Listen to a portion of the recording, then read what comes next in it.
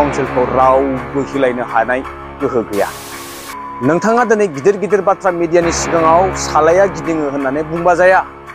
खालामग्रो दिनै 17 बोसोर खुंथाय आरो नोंथांनि 5 बोसोर खुंथायाव आकाश पातालनि फाराग दङ। दिनै टार्म्सआ बबेबा मोनसे गोलाव जानो हागौ, खिन्थु बै गोलाव टार्म्सनिबो गोलाव हिस्ट्रि दङ। बिखायाव नांदों आरो बेनि थाखाय जोङो दिनै चेलेन्ज लागोन। नोंथाङा बे 5 बोसोरानो जोबथा। नुबावदों सोरजोंबा बिथांनि सिकिउरिटि पार्सनेल PSOजोंहाय नाख्लें जानायखौसो जोङो नुदों, जोथ्रोद जानायखौसो नुदों। नोंथाङा सोरखौबा लाजिनांथाव होननाय बाथ्राया दिनै बिखायाव नांदों प्रमद बर' बिथां। पुलिसनि एस्कर्ट लायै लायै, PSO लायै लायै, सिकिउरिटि लालायनानै आन्दलन खालामनाया बे मा जुक्ति फोरमायो? आसुगुर जिख्लाबसे समानबो नलेज गैया। खुलुमबाय रायजोफोर, हेल' SP ब्लगनि नायगिरि साफ्रोमखौबो। प्रमद बिथां, प्रमद आदा ना CM प्रमद बर'? बिथाङा बुंदों लाजिनांथावनो। दा लाजिनांथाव होननाय सोदोबा बिथांनि खुगानिफ्राय दिनै जायनि फारसे ओंखारदोंना, बे साबजानाय जायाखै। दा साबजानाय जायाखै होननाय बाथ्रायानो बेनो, दिनै सुइजारलेण्डनि महर होनो थांग्रा सासे CMआ गावनि मावथि फारिया लोगोफोरा बिथांखौ दिनै गारै गारै खारनो थाखाय मालाय लामा सायख'नानै लाखाबाय। बिथाङा बुंदों हाग्रामा महिलारि बिथाङा सासे जाम्बा लाजिनांथाव दैदेनगिरि। आं दा नै बर्थमान जि जायगायाव दंफैयो, बे ओरैबायदि मोनसे ओनसोल, भिक्टिमाइज ओनसोल, खिजानि प्रमद बर' आदा, प्रमद बर' बिथां, CM प्रमद बर' बिथाङा बेफोर जायगानि सोमोन्दै आसुगुर जिख्लाबसे समानबो नलेज गैया। नोंथाङा दिनै गिदिर गिदिर बाथ्रा मिडियानि सिगाङाव सालाया गिदिङो होननानै बुंबा जाया। आं दंफैयो नैबे प्रथम BTC एकर्ड जाजेननायनि उनाव हाग्रामा महिलारि बिथांनि समाव गायसनजानाय PHCनि गेस्ट हाउस, ओरैहाय PHC आरो बेबायदिनो दा बावैसो नोंथांमोना नुगासिनो दङ। आरो प्रमद बन्धु आदा बिथाङा जुदि नायाखैब्ला नाय, चेक इन खालाम। फिसा फेनला आननन इनफ्रास्ट्राक्चार दिनै जोङो रायजो राजाफोरनोहाय दिन्थिदों। दा बेफोरबायदि, बेनिखायनो प्रमद बिथाङा दिनै सोरखौबा जाम्बा, सोरखौबा अस्तित्व माने सोंखारिनायनि बेहा मोन्थाय गैया। 5 बोसोराव दिनै बिथाङा सुइजारलेण्ड महर होनाया जोबोद गोजाननि बाथ्रा।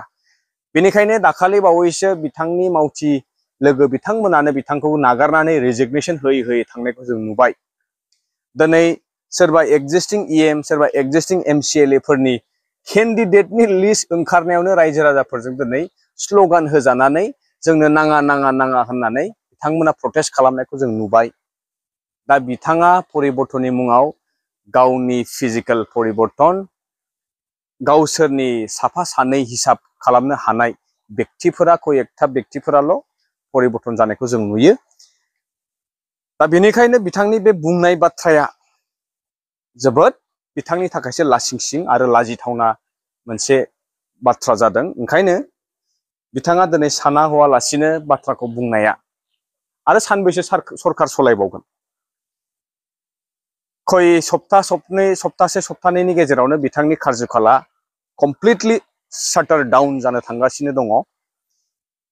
दा नंखायनो मिडियायावहाय बुंलाबायनानै लाबलाब साबसाब बखिलाबायनायजोंहाय एख' मुलाम्फा जानाय नङा। प्रमद सार, नोंथाङा अलरेडि रायजो राजाफोरनि गोसोआवहाय गोबां आघात होखाबाय। 2010 मायथाइयाव नोंथाङा आफादखौ सामलायनायनि समनिफ्राय नोंथांनि पुलिसनि एस्कर्ट लायै लायै, PSO लायै लायै, सिकिउरिटि लालायनानै आन्दलन खालामनाया बे मा जुक्ति फोरमायो? बेखौ स्पष्ट खालामना होग्रो रायजो राजाफोरनि सिगाङावहाय, जे नोंथांनि आन्दलना आसलते मोनसे बबेबा आसामिस थियेटारनि ड्रामासोमोन नामा? दिनै जोङो नुफेराखै, खोनाफेराखै, जों खोनादोंमोन दिनै हानजायाव, आफादाव जयेन जानो खावलायनाय समाव बिबानखौ लानो बयबो गियोमोन।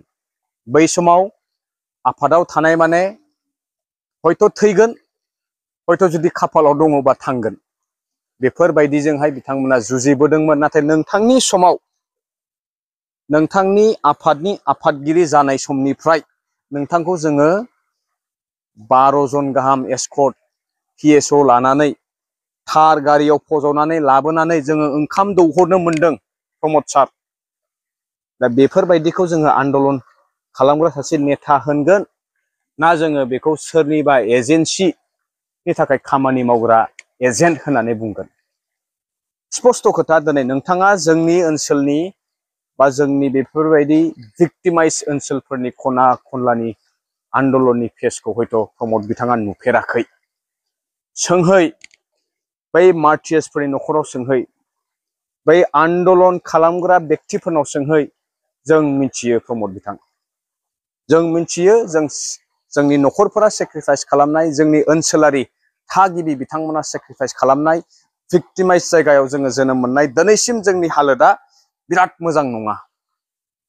नाथाय जों मिथिगौ नोंथांनि स्वार्थबाजी बे 5 बोसोरनि सरकार सालायनायजों जोंहा खुनु मुलाम्फा जानाय नङा, बे सैथो खोथा।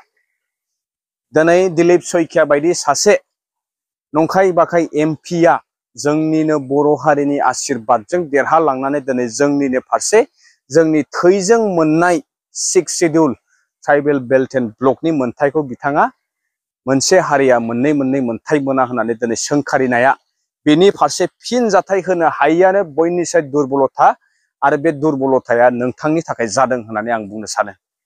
दिनै नोंथाङा सोरखौबा लाजिनांथाव होननाय बाथ्राया दिनै बिखायाव नांदों प्रमद बर' बिथां, बिखायाव नांदों। आरो बेनि थाखाय जोङो दिनै चेलेन्ज लागोन, नोंथाङा बे 5 बोसोरानो जोबथा, बेनि उनाव नोंथाङा सरकाराव फैफिननायनि खुनु राहा गैला होननानै जों सानो। दिनै जोङो नुबाय रायजो राजाफोरा नोंथांनि फारसे खुद्रिनाय, नोंथांनि फारसे बोरनाय, नोंथांनि साफ्रोमबो केन्डिडेट फोसावनायनि फारसे बिथांमोना गोजोननाय गैया। स्पष्ट खोथा। सानो जोङो नोंथाङा दिनैनि समावहाय जाथिनि हारिनि बाथ्रा सानदोंब्ला, दिनै सोरखौबा खेंस्लाय खावलायनो सानदोंब्ला, नोंथाङानो दिनै सिरियै दलद जिरायनानै थायोब्ला जोंनि हारिया खौसे जागोन। पलिटिकेलिबो जोङो मोनसेयैनो जोङो मेजरिटि देरहानानै जोंनि काउन्सिलखौ रावबो हिलायनो हानाय गोहो गैया। नाथाय नोंथांनि समनिफ्रायसो जोंनि गेजेरावहाय बेले बेजे जादों। जोंनि गेजेराव दिनै पार्टि मोननै जोनोम जादों, मोनथाम जाफैबाय। दिनै नोंथांनि थाखाय जोङो सेरखाय बेरखाय जादों होननानै आं सानो। आं बांद्राय बुंनो सानाखै रायजो नोंथांमोन। नैबेखिनिखौ बुंनानै दिनै आंनि मेसेजआ हयथ' नोंथांनिसिम मोनहैबायब्ला नोंथाङा बे खोथाखौ स्पष्ट खालामग्रो। दिनै 17 बोसोर खुंथाय आरो नोंथांनि 5 बोसोर खुंथायाव आकाश पातालनि फाराग दङ। दिनै टार्म्सआ बबेबा मोनसे गोलाव जानो हागौ, खिन्थु बै गोलाव टार्म्सनिबो गोलाव हिस्ट्रि दङ आरो गोलाव जारिमिन दङ आरो गोलाव दिनै जोङो गोबां बेफोरबायदि आननन इनफ्रास्ट्राक्चार दिनै नोंथांमोना बेखौ हाइलाइट खालामनो गियो। नोंथांमोना मोनसे खोमसियाव रायजो राजाफोरखौहाय दोनबाय थानो नागिरदों, नाथाय बे माब्लाबाबो जानाय नङा। स्पष्ट खोथा। बै खोथाखौ नोंथाङा दिनै सानफिननांगौ जे दिनै सोर लाजिनांगौ आरो सोर दिनै बिखा फोरदांनानै दिनै रायजो राजाफोरनि सिगाङाव ओंखारनो हानांगौ। बे जाहैबाय जोंहा बारग' चिफ हाग्रामा महिलारि बिथां, जायखौ मोनसे समाव दिनै नोंथांमोना जायनि खिथु उन उन खारफायो, जायनि मोनफ्रोमबो अर्डारखौ नोंथांमोना नेवसिनो हाया, मामा होननानै बुङो नङा होमबा? मामा भागिनि सोमोन्दो नोंथांमोना दिनैनि समावहाय बेखौ ट्रेन्डिंआव लाबोदों। नाथाय बै मामायानो बुंदोंमोन साउकसुन कि हाहक मग बिटिसिर हुमाबो नेदे होननानै बुंनाय बाथ्राखौ जोङो प्रथमबा सोरबा सासे आसामनि CMनि खुगानिफ्राय खोनानो मोनदोंमोन।